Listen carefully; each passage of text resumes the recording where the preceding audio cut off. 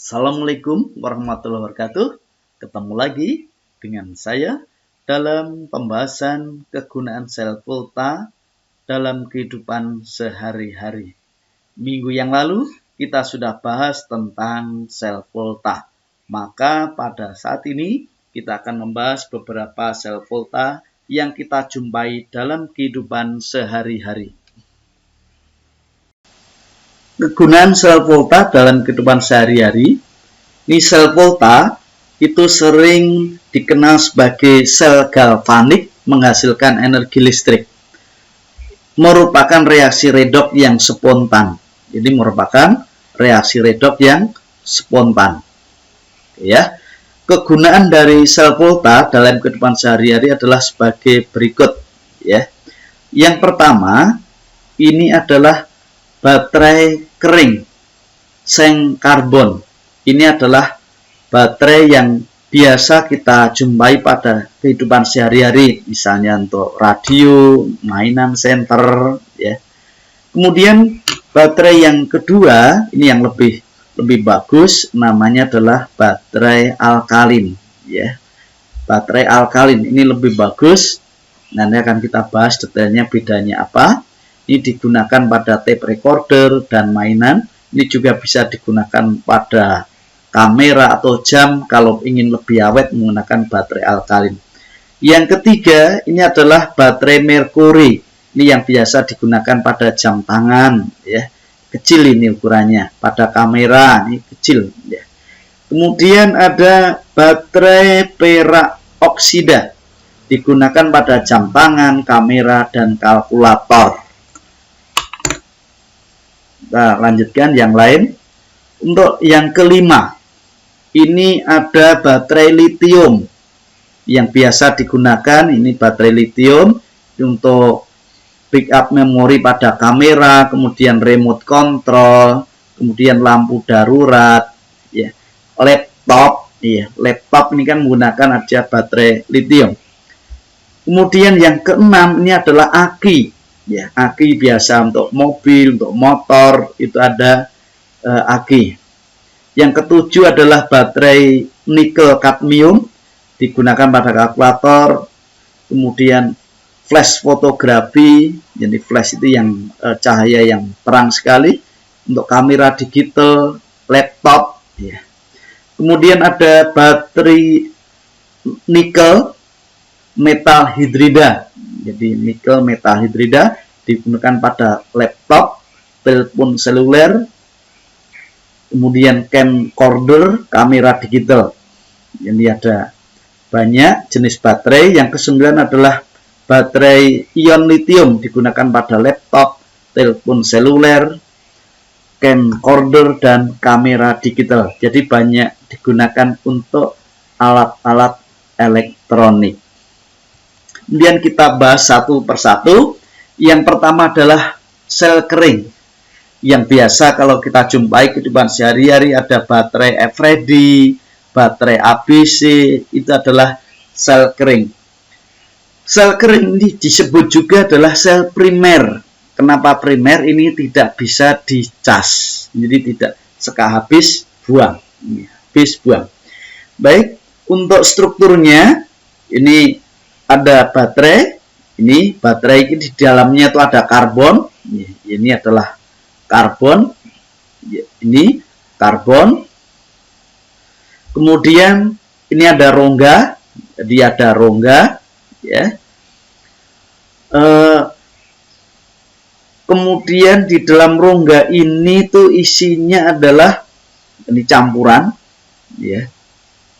Ini campuran di dalamnya, ya, di dalamnya itu ada campuran, ada pasta, campuran dari mangan 4 oksida, kemudian seng klorida, amonium klorida, kemudian ada air sedikit, dan ada serbuk pasta.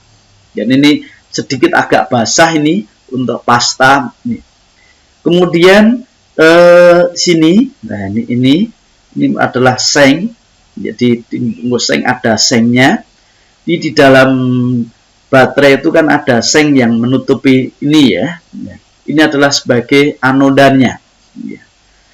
Kemudian batang grafit sebagai katoda. Jadi biasa di sini ini adalah kutub positif. Ini di sini ini kutub positif baterai ya. Jadi ini kutub positif. Kemudian yang di belakangnya adalah kutub negatif ya, baterai. Baik, prinsip dari sel kering. Jadi sel kering ini ada anoda dan ada katodanya ya. Jadi untuk anoda ini adalah kutub negatif untuk sel volta. Ini kutub negatif. Kemudian yang katoda adalah sebagai kutub positif ya. Voltase yang dihasilkan pada sel kering ini adalah 1,5 volt. 1,5 volt ya. Biasa digunakan untuk radio, senter, jam dinding. Ini kelebihannya itu praktis ya. Jadi biasa digunakan juga untuk wireless ya, wireless digunakan pakai baterai ini. Kelemahannya adalah energi cepat habis, apalagi kalau sering digunakan pada suhu yang rendah ya, pada suhu yang rendah. Kalau dulu kadang baterai ini akan lebih awet kalau dijemur, karena ada sedikit berair kalau sudah digunakan. Kalau zaman saya kecil dulu itu dijemur biar kering gitu ya. Kemudian prinsipnya untuk sel kering ini adalah reaksi anoda dan katoda. Pada anodanya adalah seng teroksidasi. Kemudian pada katodanya pasta tadi, isinya kan ada mangan 4 oksida. Ya. Mangan 4 oksida ini tereduksi, biloknya akan turun menjadi Mn2O3 nih, dari bilok 6 jadi bilok 3. Nah, ini akan turun ya. Jadi prinsipnya kan terjadi reaksi redoks, oksidasi dan ada reduksi. Gitu ya. Jadi ini merupakan sel volta menghasilkan listrik dengan E0 selnya berapa? E0 selnya adalah 1,5 volt ya. E0 selnya adalah 1,5 volt. Baik, kita lanjutkan pada berikutnya adalah sel alkalin. Ini prinsipnya sama dengan yang tadi ya, sel kering. Ini ya praktis ya, tapi ini lebih awet dibandingkan dengan baterai biasa atau yang sel kering tadi ya. Bedanya apa? Ya, ini bedanya. Jadi kalau pada alkalin ini bedanya ini elektrolitnya ya, elektrolitnya ini KOH ya. Kalau yang tadi ya, kalau yang sel kering tadi pengisinya pasta itu kan isinya kan tadi amonium klorida ya. Kalau yang di sini ini adalah isinya adalah KOH. KOH adalah bersifat alkali sehingga namanya adalah baterai alkalin ya. Ini sedikit lebih mahal kalau kalian beli ya untuk yang alkalin. Prinsipnya sama, di anoda terjadi reaksi oksidasi. Jadi Zn menjadi Zn2+ sama ya. Ini juga ini kutub negatifnya nih. Anoda adalah kutub negatif, katodanya adalah kutub positif ya. Voltasenya sama, ini juga E0 selnya.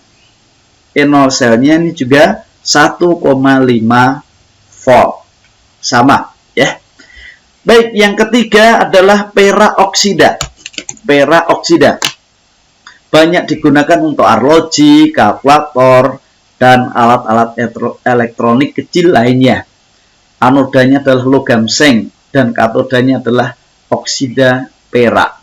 Reaksinya adalah ini sama, ini sebagai anoda dan seng teroksidasi. Nah, teroksidasi. Ini bilok 0, ini biloknya adalah plus 2, teroksidasi. Kemudian peroksidanya ini tereduksi dari bilok 1 menjadi bilok 0 ya.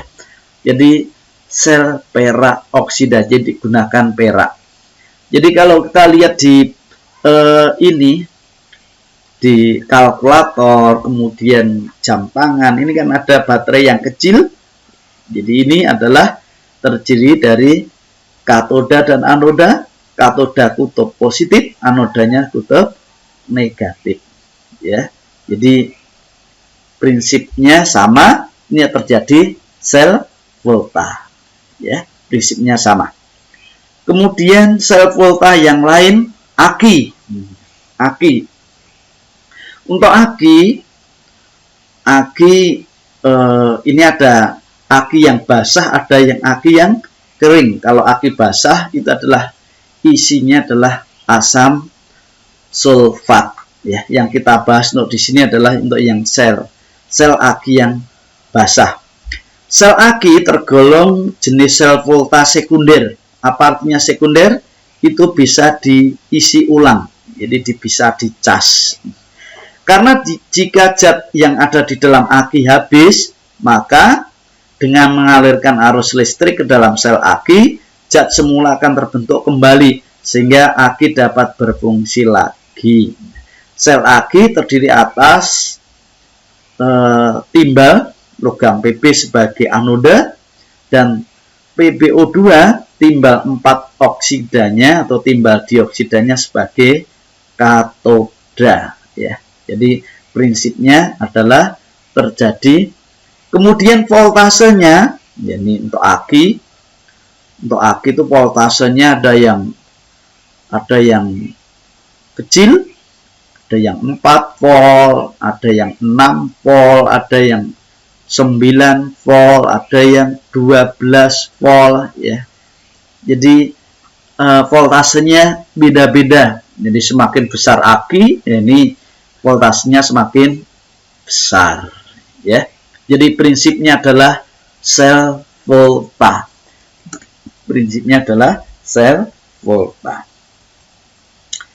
Kita ini pada aki, kita lihat reaksi pengosongan aki. Reaksi pengosongan aki itu kalau aki dipakai, kutub negatifnya adalah anoda. Ini kutub negatifnya adalah anoda, Pb, jadi Pb logam timbalnya. Ini kalau dipakai, ya ini kalau dipakai, nanti anodanya lama-lama tertutup oleh endapan perak timbal sulfat PbSO4. Ya. Kemudian pada katodanya, ini PbO2, ini juga sama, lama-lama pada katoda juga tertutup endapan timbal sulfat. Kalau sudah tertutup ke semuanya, ya, maka nanti reaksi akan berhenti, akinya akan habis setrumnya, gitu ya. Jadi terbentuk endapan PbSO4 yang sudah menutupi seluruh dari permukaan anoda dan katoda. Makanya kalau sudah akinya habis, ini perlu reaksi pengisian di setrum, ya. Yang di setrum, endapan PbSO4 ini dilarutkan kembali menjadi Pb, ya. Oke, ini yang katoda, ya, katoda. Kemudian pada anodanya PbSO4 juga diubah jadi PbO2. Jadi akan di akhir akan terbentuk kembali Pb dan PbO2, terbentuk sudah bersih, bisa dipakai kembali. Jadi prinsipnya pada sel aki itu bisa dilakukan reaksi pengosongan. Prinsipnya untuk menghafalkan, kalau pas pengosongan dipakai terbentuk endapan PbSO4. Tapi kalau pas diisi PbSO4-nya larut. Ya, bedanya itu, ya. Oke. Lanjut. Sel galvani yang lainnya, ini kalian bisa lihat di buku pegangan kalian di Kimia 3 Unggul Sudarmo yang menjadi buku pegangan kalian. Ya, silahkan nanti dibaca-baca di rumah. Oke, terima kasih atas perhatiannya. Moga-moga bermanfaat dan saya harapkan kalau mempelajari ini itu secara urut, moga-moga nanti bisa ada pemahaman kalian yang lebih baik.